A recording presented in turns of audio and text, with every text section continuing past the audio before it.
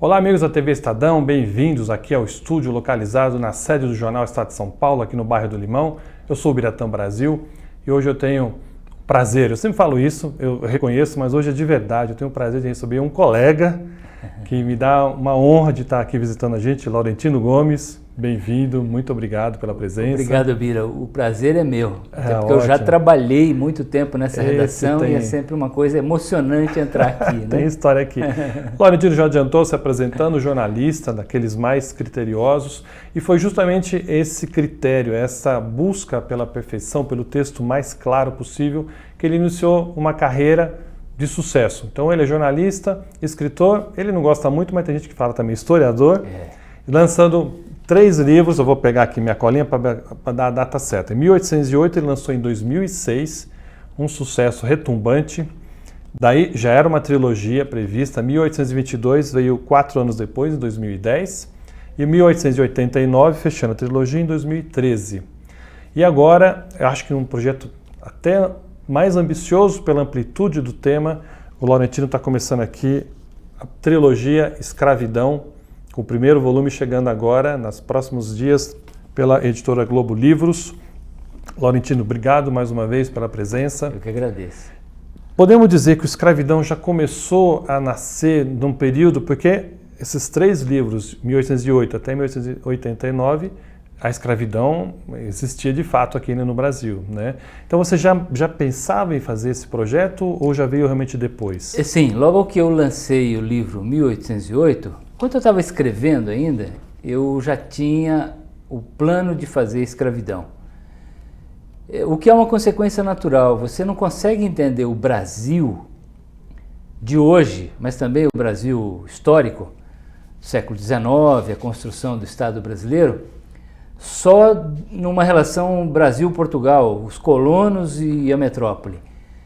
Só do ponto de vista institucional, burocrático, administrativo, legal. Existe uma dimensão mais profunda do Código Genético brasileiro, que é a raiz africana.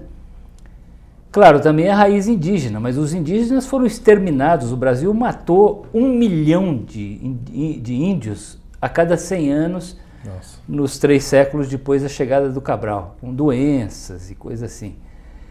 E aí, em compensação, o Brasil importou 5 milhões de cativos africanos, ou seja, essa foi o motor da construção do Brasil até o século XIX. Todos os ciclos econômicos do Brasil, o pau-brasil, o açúcar, o ouro, o diamante, o tabaco, as charqueadas no Rio Grande do Sul, o algodão, depois o café, foram movidos à mão de obra cativa. Então, para entender o Brasil, é importante olhar a construção dessa África brasileira, que hoje é onipresente no Brasil, né? Mesmo se você for em Santa Catarina, Rio Grande do Sul, a cultura africana se manifesta lá de alguma forma, tem um reflexo, uma repercussão da cultura, da presença da África brasileira. Então, para entender o Brasil, tem que estudar a África e tem que estudar a escravidão. Você diria então que a escravidão seria um dos temas mais importantes da história do Brasil? Eu acho que é o tema mais importante da história do Brasil.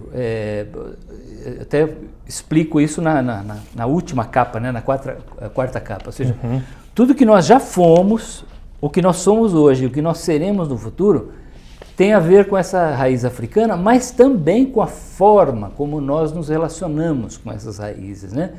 Porque não é só uma questão histórica. Eu diria que a escravidão ela está presente na história do Brasil hoje.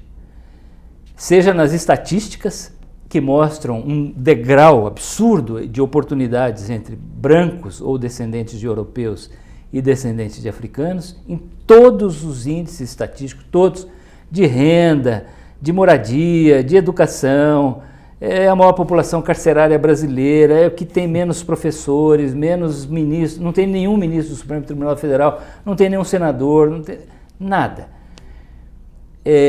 Mas também na forma de preconceito. Se você entrar nas redes sociais agora, você vai observar manifestações de racismo, às vezes escondidas atrás de um troll, de um avatar, de um bot, como eu nunca julguei que eu fosse ver na minha vida. Manifestações explícitas de preconceito racial. E eu acho que isso está enfronhado, né? A gente disfarçou isso no passado e na forma de alguns mitos, como se a escravidão brasileira fosse mais benévola, patriarcal, nós fôssemos mais miscigenados. O Casagrande Senzala, do Gilberto Freire, essa celebração da mestiçagem brasileira, que de fato é uma grande virtude nacional. Mas como se isso tivesse resolvido o problema da escravidão, e não resolveu. A escravidão está hoje na agenda política. Ela elege presidente da República, elege governador, elege deputado, elege senador, e de uma forma muito polarizada, né? Então acho que é importante jogar luz nesse assunto para dar uma qualificada nessa reflexão. Afinal, do que é que nós estamos tratando? É o que eu procuro fazer. Isso é legal. E é interessante porque o New York Times está lançando um especial de 400 anos da escravidão, e eles fazem ali uma relação interessante dessa política reacionária que hoje domina os Estados Unidos, mas boa parte de outros países também, aqui inclusive, com a escravidão. Tem essa cartilha, digamos, utilizada hoje, tem muito a ver com a utilizada pelos senhores de engenho, enfim, os donos de escravos dos séculos passados. Eu estou acompanhando essa série do New York Times, é impressionante como eles, por exemplo, mostram esse capitalismo cru dos Estados Unidos, né? Que assim, tudo é medido pelo sucesso. Se você por acaso é um loser, um perdedor, você está lascado. Tá fora. E tem a ver com a escravidão, a forma como os cativos eram tratados, né? De uma crueza, de uma desumanidade absurda, e que hoje se reflete num país que valoriza muito isso, a livre iniciativa e tal, mas aí você fala para quem, né? Quem é beneficiário disso? Né? Eu acho uma coisa muito legal no seu livro, que muita gente pensa que escravidão era os escravos vindo da África aqui no Brasil, foi só o único período de escravidão. Você mostra que não, desde que um homem subjugou o outro, antes de Cristo, já começou escravidão. Aí passamos por gregos, por romanos, enfim, todo esse momento. Mas essa escravidão, esses escravos vindos da África, foi a mais violenta? Podemos dizer assim? Não? Sim, onde houve ser humano, onde houve história humana até hoje, houve escravidão. Elas começam lá no livro do Gênesis, em que José é vendido pelos irmãos, o filho de Jacó, né? É vendido como escravo para o Egito. Então, a escravidão é um fenômeno que está enfronhado no jeito do ser humano funcionar. E nem sempre escravidão foi sinônimo de cor da pele. Ao contrário, até o final do século XVII, a maioria dos escravos no mundo eram brancos. A própria palavra escravidão, slave em inglês ou eslavos em latim, vem de eslavo, povo branco de olhos azuis do leste da Europa, que era escravizado aos milhões e vendido, desde a época dos romanos, e vendido como escravo na bacia do Mediterrâneo. Mas a escravidão africana, ela é diferente por dois aspectos. Primeiro, é a primeira vez que tem essa associação entre escravidão, cativeiro e racismo, a cor da pele. Inclusive com justificativas religiosas, como se os africanos fossem herdeiros de um dos filhos de Noé, o Cã, que riu quando o pai estava nu depois de se embebedar e foi amaldiçoado, e os seus descendentes, Canaã, que era o filho de Cã, foi condenado a ser escravos dos seus irmãos. Então, o mito bíblico é que os descendentes de Cã e Canaã teriam ido para a África, ficado negros, e desde então eram naturalmente candidatos a serem escravos. Então, uma ideologia racista com fundamento religioso, bíblico, lá no fundão, né? Livro do Gênesis, também. Mas também uma escravidão em escala industrial. Em outros lugares, os escravos eram usados como trabalho doméstico, construção de obras públicas, tinha escravos guerreiros, generais, escrivães, ministros, os eunucos, né? Que eram muito procurados para altos cargos da administração pública, porque não se reproduziam e, portanto, não mexiam na ordem estabelecida, na hora de dividir os bens, a riqueza. Havia várias formas de escravidão, os haréns dos sultões, dos chefes muçulmanos, uma escravidão na África que tinha a ver com linhagem familiar. Quanto maior o número de agregados, mais prestígio tinha essa família e o chefe dessa família. Agora, na América, a escravidão é quase que uma linha industrial, uma linha pré-industrial. Então, assim, são milhões de cativos que vêm para cá, existe um fazendeiro no século XIX, que ele tem uma frase que eu vou usar como epígrafe de um dos próximos livros, que é: a América tritura os negros. O que é uma imagem interessante, porque a escravidão ela começa basicamente no Brasil com a indústria da cana. Né? E você moía a cana para tirar o açúcar e jogava fora do bagaço. E eu diria que o Brasil fez isso com os africanos também, mas a gente moeu esse povo e tentou se livrar depois, abandonando a própria sorte depois da abolição, né? Eu ia te perguntar isso, é um assunto que eu sei que vai estar no 3º volume, né? Que é já dos abolicionistas em diante. Mas em 1888 chega a Lei Áurea, assinada a Lei Áurea, mas o Brasil não soube, talvez podemos dizer que nem sabe ainda muito bem como lidar com isso, né? Na época foi mais gritante, mas ainda é um assunto que... Esse é um assunto muito delicado porque existem diferentes maneiras de observar a abolição, né? Eu diria que existe um olhar branco que celebra a abolição como uma vitória da elite branca brasileira sobre a barbárie, que era a exploração do negro no século XIX, o século das grandes revoluções humanitárias, depois do século das luzes e tal. E havia uma mancha que conspurcava a imagem do Brasil no mundo, que era o fato de ser o último país da América a importar escravos até 1850 e o último a abolir a escravidão. Então, para melhorar a nossa imagem no mundo civilizado, o Brasil promove a abolição em 1888. Mas é importante observar que havia também vários projetos discutidos abertamente na imprensa, no parlamento, de branqueamento do Brasil. Como se o sangue negro conspurcasse a maneira como a sociedade brasileira tinha se constituído ou poderia se constituir no futuro. Então, é um projeto, eu sou herdeiro desse projeto, os meus bisavós italianos vieram para o Brasil no final do século XIX, brancos, católicos, para substituir a mão de obra escrava na colheita do café em Araraquara, Mococa e Descalvado, interior de São Paulo. E é isso o projeto de branqueamento do Brasil. Aliás, é muito interessante porque entre os muitos projetos havia um, bastante discutido, de devolver os escravos para a África. Criar uma colônia brasileira na África, como os Estados Unidos fizeram com a Libéria e a Inglaterra com Serra Leoa, para devolver parte desses escravos. Então agora não serve mais para nada, vamos devolvê-los à África, o que é uma ilusão, evidentemente, né? Mas eu acho que isso continua no nosso inconsciente, na nossa dimensão mais profunda, psíquica, a ideia de que o Brasil ideal deveria ser branco e que a negritude é um estorvo. Isso é complicado. Uma das descobertas que eu fiz aqui no livro é essa porta do não retorno, esse memorial da Unesco. Eu não sabia da existência dela. É um memorial que a Unesco coloca, né, em vários pontos e portos, especialmente na África, e justamente diz muito isso, né, do não retorno, quer dizer, de onde saíram os escravos e grande maioria não retornou. É meio triste ter um monumento desse também, embora importante para lembrar, mas ao mesmo tempo...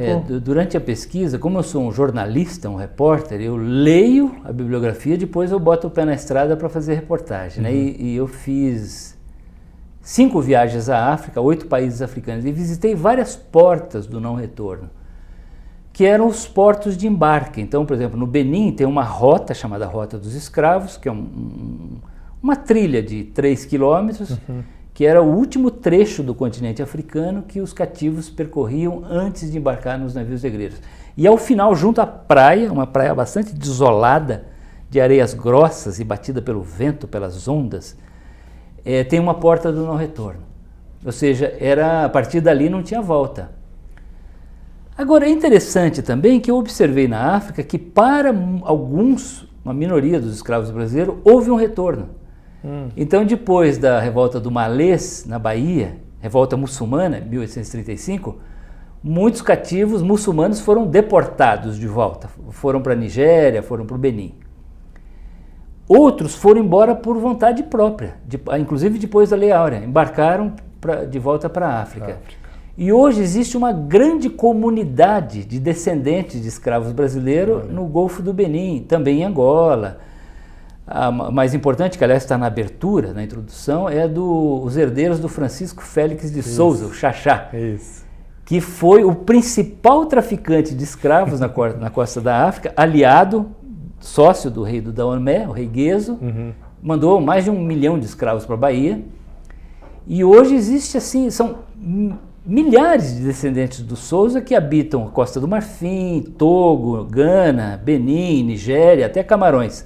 Olha só. E estão lá e comem feijoada, festejam o carnaval, tem cultuam o Senhor do Bonfim.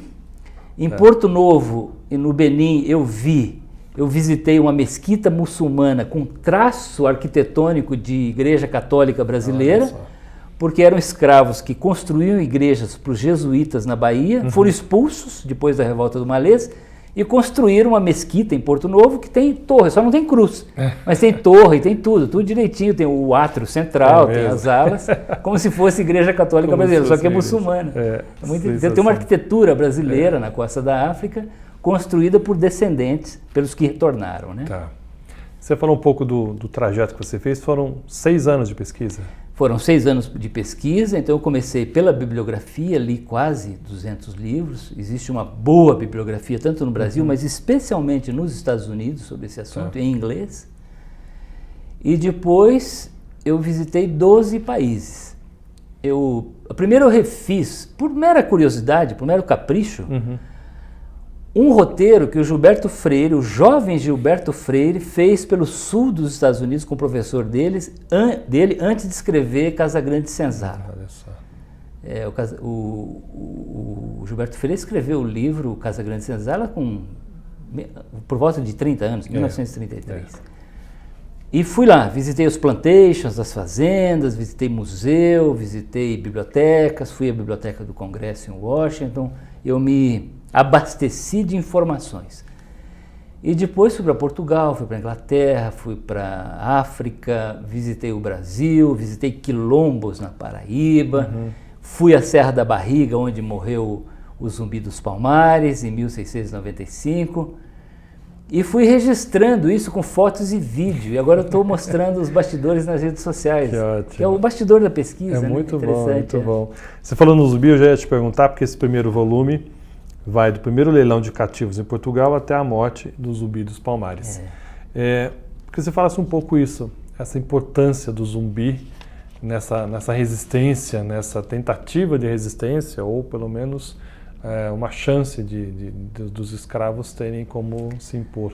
Esse é o tema do penúltimo capítulo desse livro, né? O último é a introdução para o segundo, que é a descoberta de ouro em Minas Gerais, mas eu termino com o zumbi.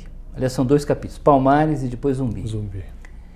Em que eu digo que o zumbi, morto biológica e fisicamente em 1695, degolado e com a cabeça exposta lá no Pátio do Carmo, no Recife, para servir de exemplo aos outros escravos, ele continua muito vivo e envolvido numa guerra. Tem uma guerra pelo calendário cívico brasileiro hoje, capitaneada pelo Zumbi. Então são 2 datas e 2 personagens que se confrontam. O 13 de maio, da Princesa Isabel, data da Lei Áurea, e o 20 de novembro, Dia da Consciência Negra, dia da morte do Zumbi dos Palmares. E são 2 maneiras de olhar a história da escravidão no Brasil. Eu diria que um é um olhar branco, de uma vitória branca contra a barbárie, que é a Lei Áurea, e a outra é da luta negra, né? Contra o escravismo, a luta dos negros hoje. Mas esses mitos e esses acontecimentos do passado, eles têm às vezes uma dimensão imaginária que nem sempre é real. Então, o zumbi é o personagem real, se sabe muito pouco a respeito dele.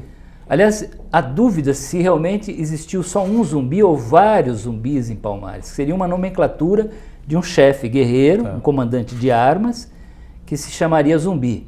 E o último que morreu em 1695 seria um dos zumbis. Não existe história do zumbi escrita do ponto de vista de Palmares, nenhum relato, é sempre pelo relato das expedições que foram mandadas contra Palmares. Então é uma coisa secundária. Mas aos poucos foi se construindo um zumbi imaginário. Um zumbi que hoje é representante das lutas populares, dos camponeses, dos operários, um zumbi marxista, um zumbi das ligas camponesas, um zumbi contra a luta da opressão, não só do povo negro, mas de todos os excluídos, de todos os oprimidos, um líder revolucionário. Então o que eu mostro é que existe um herói brasileiro ainda em construção. Até onde vai parar não se sabe, mas eu acho que assim, livros como esse podem ajudar na construção do zumbi. O futuro, né? É verdade. Para terminar, fala um pouquinho mais de como vão ser os próximos 2 volumes. Essa trilogia ela tem um corte mais ou menos cronológico, né? O primeiro é um período de 250 anos, entre esse primeiro leilão de escravos em Portugal, no dia 8 de agosto de 1444, na frente do príncipe Dom Henrique, o Navegador. Que comprou uns escravos ali. Isso, né? Que aliás eu mostro que provavelmente não navegou muito, se é que navegou, mas era um grande traficante de escravos. É o patrono do tráfico de escravos. E vai até a morte do zumbi. O segundo é o século XVIII, que é o auge. Assim. O Brasil, no final do século XVII, tinha 300 mil habitantes. Quando a corte de Dom João chegou, em 1808, tinha 3 milhões. 2 milhões de escravos africanos que entraram para trabalhar nas minas de ouro e diamante, nessa expansão da fronteira brasileira durante o século XVIII. E o terceiro e último livro é o movimento abolicionista, a Lei Áurea, mas também um legado da escravidão. Como é que esse assunto continua vivo, quente, uma ferida aberta, né? Exposta entre nós. Entre nós, né? Você sente que hoje em dia há uma má compreensão desse tema aqui no Brasil? Até no estudo mesmo oferecido aos alunos, há meias verdades. Como é que você vê hoje o ensinamento desse tema tão terrível? Eu acho que a escravidão ela é parte hoje de um processo que eu vejo de forma muito positiva, que é o Brasil discutindo muito a sua própria identidade num ambiente de democracia, coisa que antes nós não estávamos autorizados a fazer. Então a identidade brasileira está sendo discutida em todos os aspectos. Nós somos mesmo um povo pacífico e cordial? Se somos, como nós acreditamos no passado, por que 19 das 50 das cidades mais violentas do mundo estão no Brasil? Nós somos um povo mesmo honesto e trabalhador, mas então, e como é que se explica a corrupção? Nós somos um povo empreendedor ou nós somos estatistas? Todo mundo quer virar funcionário público e o mais rapidamente possível ter uma estabilidade no emprego. E vai por aí. E aí tem também o mito da democracia racial. A herança dessa escravidão supostamente benévola e patriarcal. E agora a gente está sendo confrontado com isso, né? Então hoje tem uma discussão muito forte, inclusive, por exemplo, de um lado, gente dizendo que os escravos, no fundo, eram culpados pela própria escravidão, porque africano escravizava africanos, portugueses não entravam na África, eram os próprios chefes africanos que vendiam para os europeus, coisa que de fato acontecia, tanto quanto os brancos escravizavam brancos, todo mundo escravizou todo mundo no passado. Mas também uma história muito militante, como se a abolição fosse uma conquista dos quilombos, dos fugitivos, dos rebeldes. E o que eu tenho observado nos meus estudos, e vou mostrar muito no segundo volume, é que poucos escravos se rebelaram, fugiram e fizeram quilombos no Brasil. A maioria resistiu de outra forma, que foi se incorporando à sociedade brasileira, constituindo famílias, participando das irmandades religiosas, encontrando as brechas que o regime escravista oferecia para reconstruir a sua identidade na América. Então isso é muito interessante, assim, buscar a alforria, a própria liberdade, que essa foi a principal forma de resistência, ou seja, não é bem uma história de confrontação, uma história de guerreira. Houve resistência, mas de uma forma muito mais complexa e silenciosa do que se imagina hoje. Nós já temos assunto para a próxima conversa. Ano que vem sai o segundo volume. Ano que vem, Então pronto.